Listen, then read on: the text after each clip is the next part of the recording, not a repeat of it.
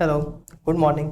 आज अपन स्टार्ट करने वाले हैं ऐसे 7-10 जो बात करता है कॉम्पिटिटिव इन्फॉर्मेशन के रिगार्डिंग ऑडिटर की क्या रेस्पॉन्सिबिलिटी, राइट। किसके रिगार्डिंग? कॉम्पिटिटिव इन्फॉर्मेशन के रिगार्डिंग ऑडिटर की क्या रेस्पॉन्सिबिलिटी। कॉम्पिटिटिव इन्फॉर्मेशन क्या होती है? जब प्रायर पीरियड्स के, राइट, जब प्रायर पीरियड्स के फाइनेंशियल इन्फॉर्मेशन करंट पीरियड की फाइनेंशियल स्टेटमेंट के साथ प्रेजेंट करी जाती है तो उसको क्या बोलते हैं? Comparative information. अब कंपेरेटिव इन्फॉर्मेशन को दो तरीके से प्रेजेंट किया जा सकता है, राइट। कंपेरेटिव इन्फॉर्मेशन को दो तरीके से प्रेजेंट किया जा सकता है, या तो एज ए कॉरस्पॉन्डिंग फिगर या as a comparative financial statement. अब हम क्या करते हैं, ये हमारा फाइनेंशियल ईयर था 21-22, ये तो उसका है ना, हमने क्या किया, अमाउंट दिए हैं। अब इसके साथ एज ए इंटीग्रल पार्ट हमने क्या किया है, 2021 की भी फाइनेंशियल इन्फॉर्मेशन प्रेजेंट करी गई, राइट। जो इस तरीके का प्रेजेंटेशन होता है, राइट, जो इस तरीके का प्रेजेंटेशन होता है उसको अपन क्या बोलते हैं? Corresponding figures. क्लियर? ये नॉर्मली इंडिया में क्या होता है, नॉर्मली ये वाला फॉर्मेट यूज किया जा सकता है। दूसरा क्या है, एक तरीके से और ना कंपेरेटिव इन्फॉर्मेशन को प्रेजेंट किया जा सकता है, that is as a comparative financial statement. That is comparative financial statement. हमने क्या किया, हमारा जो फाइनेंशियल ईयर 21-22 था ये तो है, उसकी बैलेंस शीट हमने क्या किया, इसी के जस्ट नीचे हमने क्या किया है, 2021 की भी बैलेंस शीट पूरे तरीके से दी है। क्लियर? हम कंपेरेटिव फाइनेंशियल स्टेटमेंट में क्या करते हैं, जो प्रायर पीरियड्स होते हैं ना उसके complete set of financial statement present करते हैं। क्लियर? ये नॉर्मली हम क्या करते हैं, ओके तो ये दो अलग तरीके से कंपेरेटिव इन्फॉर्मेशन को प्रेजेंट किया जाता है। दोनों ही केस में ऑडिटर की रेस्पॉन्सिबिलिटी क्या होती है, अलग होती है, राइट। दोनों ही केस में ऑडिटर की रेस्पॉन्सिबिलिटी अलग होती है। पहला केस अपन देखते हैं कॉरस्पॉन्डिंग फिगर्स। अब अगर information as a corresponding figure present करी गई है तो उसको हम किस तरीके से रीड करते हैं, हम उसको जो करंट पीरियड की जो इन्फॉर्मेशन होती है ना, करंट पीरियड की इन्फॉर्मेशन उसी के रेलेवेंट में क्या करते हैं, उसको अपन रीड करते हैं, जिसका हम क्या कर सकते हैं, उसको बेटर तरीके से पढ़ सके। हम क्या कर सकते हैं, सिर्फ करंट पीरियड की इन्फॉर्मेशन के रेलेवेंट में प्रायर पीरियड की इन्फॉर्मेशन को यूज करते हैं।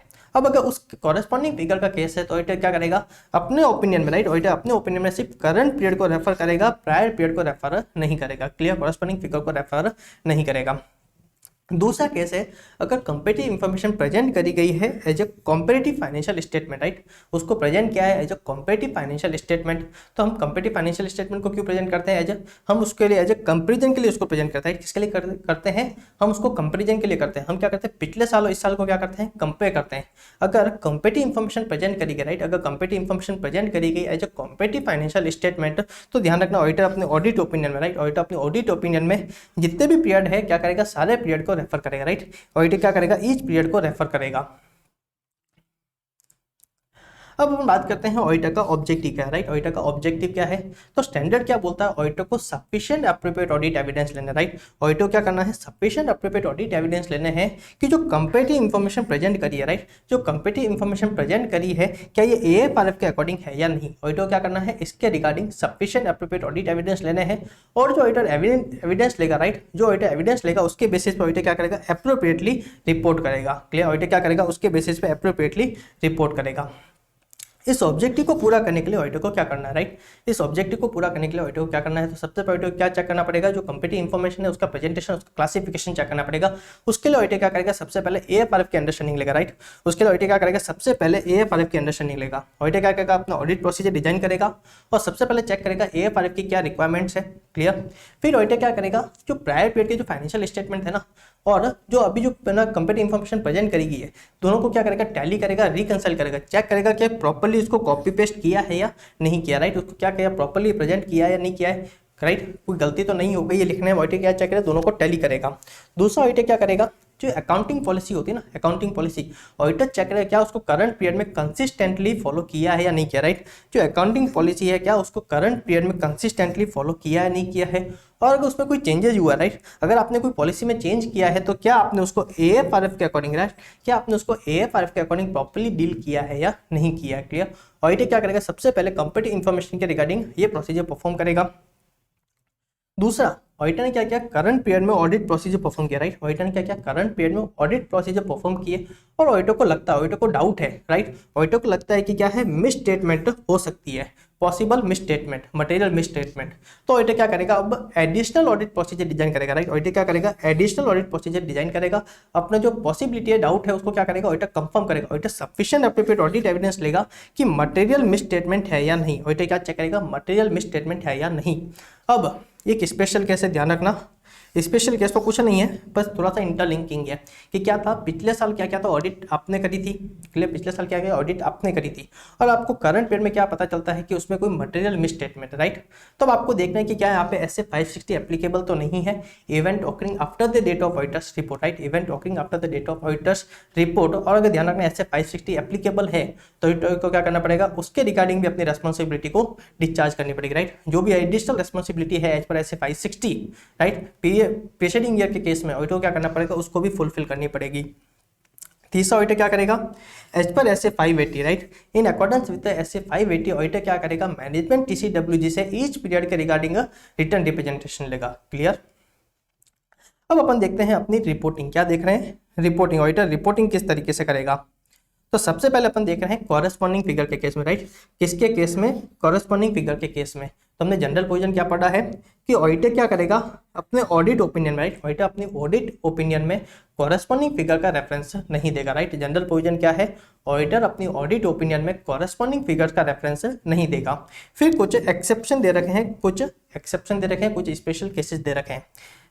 पहला केस क्या है, पिछले साल क्या था, ऑडिट हमने कही थी, राइट, पिछले साल क्या था, ऑडिट हमने करी थी, बराबर, पहला केस इसके है।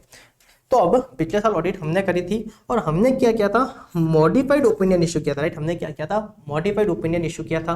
अब जिस मैटर के रिगार्डिंग हमने मॉडिफाइड ओपिनियन इशू किया, राइट, जिस मैटर के रिगार्डिंग हमने मॉडिफाइड ओपिनियन इशू किया है वो करंट पीरियड में भी क्या है, अनरिजॉल्व, वो करंट पीरियड में भी क्या है, अनरिजॉल्व। तो ऑडिटर क्या करेगा, करंट पीरियड का जो अपना ओपिनियन, राइट, करंट पीरियड में जो अपना ऑडिट ओपिनियन है उसको भी ऑडिटर क्या करेगा, मॉडिफाई करेगा, राइट, ऑडिटर क्या करेगा, उसको भी अकॉर्डिंगली मॉडिफाई करेगा।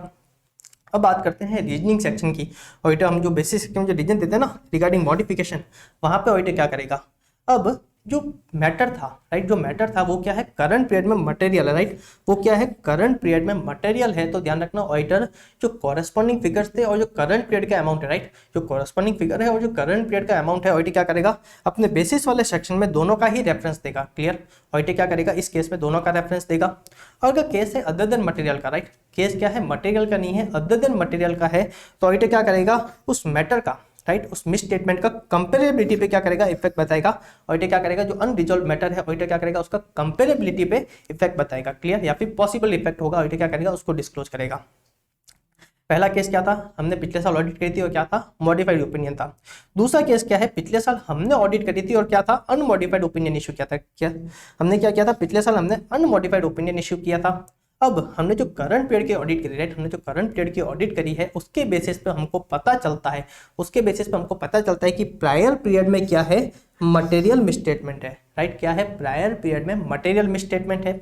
तो ऑडिटर क्या करेगा, उसको चेक करेगा, जो मटेरियल मिसस्टेटमेंट थी उसको चेक करेगा कि उसको AFR के अकॉर्डिंग प्रॉपर्ली डील किया या नहीं किया, राइट। ऑडिटर चेक करेगा जो मटेरियल मिसस्टेटमेंट थी क्या उसको AFR के अकॉर्डिंग प्रॉपर्ली डील किया है या नहीं किया है। अगर डील किया है तो ठीक, ऑडिटर अपना ओपिनियन मॉडिफाई नहीं करेगा, राइट, ऑडिटर अपना ओपिनियन मॉडिफाई नहीं करेगा। पर अगर उसको AFR के अकॉर्डिंग प्रॉपर्ली डील नहीं किया है, AFR के अकॉर्डिंग अगर उसको प्रॉपर्ली डील नहीं किया है तो ऑडिटर क्या करेगा, अब अपना ओपिनियन मॉडिफाई करेगा, राइट। अगर उसको प्रॉपर्ली डील नहीं किया है तो ऑडिटर क्या करेगा, अब अपना ओपिनियन मॉडिफाई करेगा, या तो एडवर्स देगा या फिर क्वालिफाई देगा, क्लियर। अब सेकेंड केस क्या है कि पिछले साल ऑडिट प्रीडेसेसर ऑडिटर ने करी थी, राइट, पिछले साल ऑडिट क्या करी थी, प्रीडेसेसर ऑडिटर ने करी थी, हमने नहीं करी थी, किसी और ने करी थी, क्लियर। तो उस केस में ऑडिटर क्या करेगा, तो सबसे पहले अगर लॉ एंड रेगुलेशन परमिट करता है, राइट, अगर लॉ एंड रेगुलेशन परमिट करता है तो ऑडिटर क्या करेगा, कॉरेस्पॉन्डिंग फिगर के केस में, कॉरेस्पॉन्डिंग फिगर के रिगार्डिंग एक अदर मैटर पैराग्राफ देगा, राइट। ऑडिटर क्या करेगा, अदर मैटर पैराग्राफ में कॉरेस्पॉन्डिंग फिगर के रिगार्डिंग कुछ चीजें बताएगा। पहला ऑडिटर बताएगा कि पिछले साल ऑडिट हमने नहीं करी थी, प्रीडेसेसर ऑडिटर ने करी थी, उसने क्या ओपिनियन एक्सप्रेस किया था ऑडिटर वो बताएगा। और अगर मॉडिफाइड ओपिनियन था तो किस कारण से था, राइट, जो रीजन था ऑडिटर क्या करेगा उसको भी बताएगा, क्लियर। और तीसरा ऑडिटर क्या करेगा, जो डेट ऑफ ऑडिट रिपोर्ट थी, राइट, जो पिछले साल की जो ऑडिट रिपोर्ट की जो डेट थी ऑडिटर क्या करेगा उसको भी मेंशन करेगा, क्लियर। अब तीसरा केस क्या है, पिछले साल ऑडिट हुई नहीं थी, राइट, पिछले साल ऑडिट हुई नहीं थी, तो हम क्या करेंगे, अदर मैटर पैराग्राफ में बताएंगे कि जो पिछले साल की जो फाइनेंशियल स्टेटमेंट जो इन्फॉर्मेशन प्रेजेंट करी गई है वो क्या है, अनऑडिटेड है, उसको ऑडिटर नहीं किया है। और दूसरा जो ओपनिंग बैलेंस के रिगार्डिंग रेस्पॉन्सिबिलिटी होती है ऑडिटर की, राइट, जो ओपनिंग बैलेंस के रिगार्डिंग रेस्पॉन्सिबिलिटी होती है ऑडिटर की एज पर ऐसे 510 वो बिल्कुल भी कम नहीं होती, राइट, वो रेस्पॉन्सिबिलिटी कम नहीं होती है, क्योंकि वो क्या है, अनऑडिटेड है। इसका मतलब ये नहीं है कि हमारी ओपनिंग बैलेंस के रिगार्डिंग रेस्पॉन्सिबिलिटी कम होती है, क्लियर। अब ये हमने केस देखा था पहला कॉरेस्पॉन्डिंग फिगर के रिगार्डिंग। अब हम सेकंड केस देख रहे हैं, अगर इंफॉर्मेशन को प्रेजेंट किया है as a comparative financial statement, right, अगर कंपेरेटिव इंफॉर्मेशन को प्रेजेंट किया था as a comparative financial statement, तो ऑडिटर किस तरीके से रिपोर्टिंग करेगा। तो ध्यान रखना, आप सबसे पहले अगर as a comparative financial statement present करी गई है तो ऑडिटर क्या करेगा, जितने भी पीरियड है इस पीरियड को रेफर करेगा। अब इसका जनरल प्रोविजन क्या है, ऑडिटर जितने भी पीरियड के कॉम्पेरेटिव फाइनेंशियल स्टेटमेंट दिया, ऑडिटर क्या करेगा, हर पीरियड को रेफर करेगा। दूसरा, अभी स्पेशल केस है, पिछले साल क्या किया था, ऑडिट हमने करी थी, राइट, पिछले साल क्या था, ऑडिट हमने करी थी। अब पिछले साल हमने जो फाइनेंशियल स्टेटमेंट पे जो है ना ओपिनियन दिया था, अब करंट पीरियड पे अब जो सेम पीरियड है, राइट, जो पिछले साल का जो पीरियड था, अब क्या कर रहा है, हमारा ओपिनियन डिफर कर रहा है। मतलब जो 2021 की जो फाइनेंशियल स्टेटमेंट थे, हमने क्या किया था, पहले उस पर अनमॉडिफाइड ओपिनियन दिया था, राइट, क्या किया था, अनमॉडिफाइड ओपिनियन दिया था। अब हमने क्या किया, इस साल कुछ प्रोसेस परफॉर्म किया, हमको पता चला कोई नई इंफॉर्मेशन ऑब्टेन होती है। क्लियर। अब जो सेम पीरियड था जो 2021, अब हमारा ओपिनियन क्या करता है, डिफर करता है। क्लियर। अब हमको लगता है कि क्या होना चाहिए, मॉडिफाइड ओपिनियन होना चाहिए, राइट। अब सेम पीरियड के रिगार्डिंग हमारा ओपिनियन क्या हो रहा है, डिफर हो रहा है। तो ऑडिटर क्या करेगा, जो करंट पीरियड की ऑडिट रिपोर्ट है, राइट, जो करंट पीरियड की ऑडिट रिपोर्ट है उसके अदर मैटर पैराग्राफ में रीजन बताएगा कि किस कारण से ऑडिटर का ओपिनियन डिफर हो रहा है। क्लियर। ध्यान रखना, इंपॉर्टेंट केस है। अब पिछले साल क्या था, ऑडिट हमने नहीं करी थी, राइट, पिछले साल ऑडिट हमने नहीं करी थी, प्रीडेसेसर ऑडिटर ने करी थी। तो अगेन ऑडिटर क्या करेगा, अदर मैटर पैराग्राफ देगा और सेम चीज़ें वापस से रिपीट करेगा। क्लियर। और दूसरा, इसी में एक स्पेशल केस है, क्या है, पिछले साल ऑडिट क्या करी थी, प्रीडेसेसर ऑडिटर ने करी थी। क्लियर। अब हमने क्या किया, करंट पीरियड में ऑडिट प्रोसीजर परफॉर्म किया, राइट, करंट पीरियड में हमने ऑडिट प्रोसीजर परफॉर्म किए और हमको पता चलता है कि प्रायर पीरियड में क्या है, मटेरियल मिसस्टेटमेंट है, राइट, प्रायर पीरियड में क्या है, मटेरियल मिसस्टेटमेंट है। तो हम क्या करेंगे, मैनेजमेंट TCWG को कम्युनिकेट करेंगे, राइट।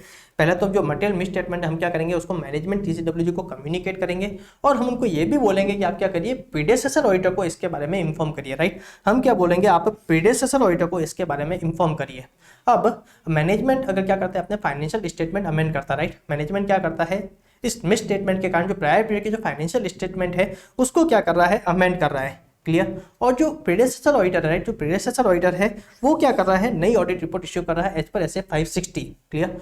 फाइनेंशियल स्टेटमेंट को मैनेजमेंट क्या कर रही है, अमेंड कर रही है और एज पर SF 560 जो प्रीडेसेसर ऑडिटर है वो क्या कर रहा है, नई ऑडिट रिपोर्ट इश्यू कर रहा है। तो उस केस में जो ऑडिटर है, राइट, जो करंट पीरियड का ऑडिटर है वो अपनी करंट पीरियड की ऑडिट रिपोर्ट पे, राइट, वो अपनी करंट पीरियड की ऑडिट रिपोर्ट में जो कंपेरेटिव फाइनेंशियल स्टेटमेंट है उसका रेफरेंस नहीं देगा। ध्यान रखना, इस केस में जो कंपेरेटिव फाइनेंशियल स्टेटमेंट का रेफरेंस ऑडिटर नहीं देगा।